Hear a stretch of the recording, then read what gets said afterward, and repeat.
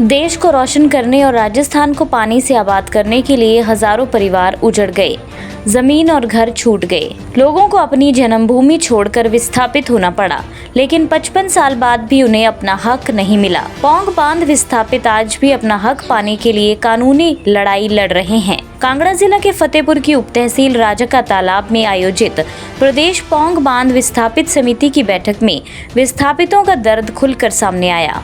राजका तालाब में आयोजित प्रदेश पौंग बांध विस्थापित समिति की बैठक में विस्थापितों ने आरोप लगाया कि श्री गंगानगर में उनके लिए आरक्षित करीब 2,25,000 एकड़ भूमि में से 1,188 मुरब्बों पर कथित रूप से भूमाफिया का कब्जा है।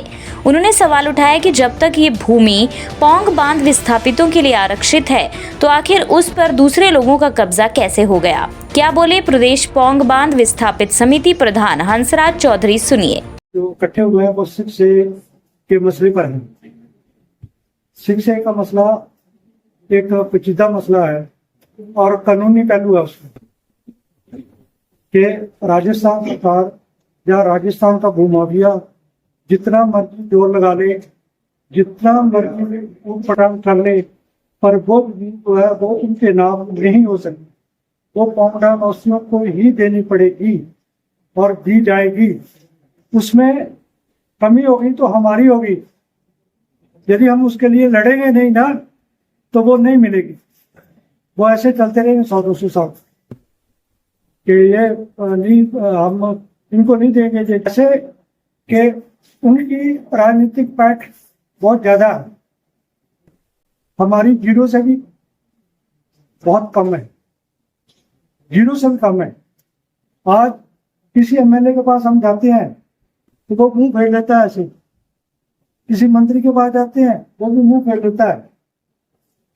उसका कारण यह है कि हम लोगों ने अपने वोट की कीमत नहीं समझी। यदि अपने वोट की कीमत समझी होती तो आज ये दर दर की ठोकरें हमारे लोग नहीं खाते। और हमारे लोगों ने पार्टियों को अपना धर्म बना लिया है, अपने हक के लिए नहीं लड़ेंगे।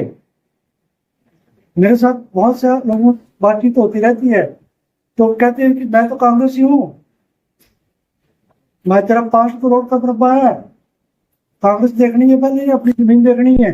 पौंग बांध विस्थापितों का कहना है कि हम किसी की जमीन नहीं मांग रहे, हम अपना हक मांग रहे हैं। सरकार बताए कि हमारे लिए आरक्षित जमीन कहाँ है और उस पर कब्जा करने वालों पर कार्रवाई क्यों नहीं हो रही।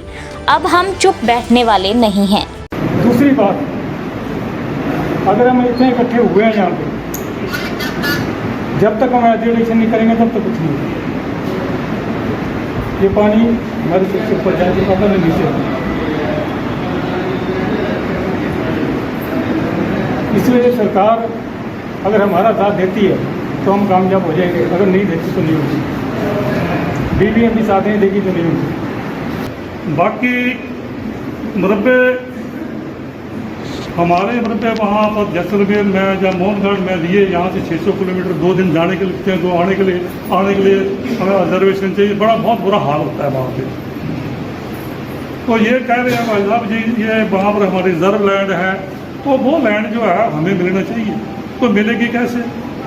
हम लोग प्रेशराइज अपने लीडरशिप कर रहे हैं। जैसे वो अपने मेघवाल को कर रहे हैं प्रेशराइज, वैसे हम अपने एमपीओ को प्रेशराइज करो, यहाँ बुलाओ उनको। का कोई कुर्बानी नहीं है, हमारे लोगों की कुर्बानी है। हमने लोगों ने अपने घर बार जमीनें जायदाद छोड़ी हुई है। हमारी ज़मीनों के ऊपर इन्होंने पानी खड़ा किया हुआ है और उस पानी का लाभ कौन रहा है? राजस्थान ले रहा है। राजस्थान उस पानी को बेच रहा है, खेतों के लिए बेच रहा है, होटलों में बेच रहा है, घरों में बेच रहा है, उसकी कमाई कर रहा है। और हमें क्या मिला? कुछ नहीं मिला।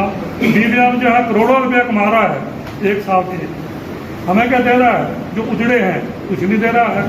तो किसान सम्मान निधि की तरह पौंग डैम सम्मान निधि मिलनी चाहिए हर परिवार को। हिमाचल से जुड़ी हर बड़ी अपडेट के लिए बने रहिए EWN24 news choice of Himachal के साथ।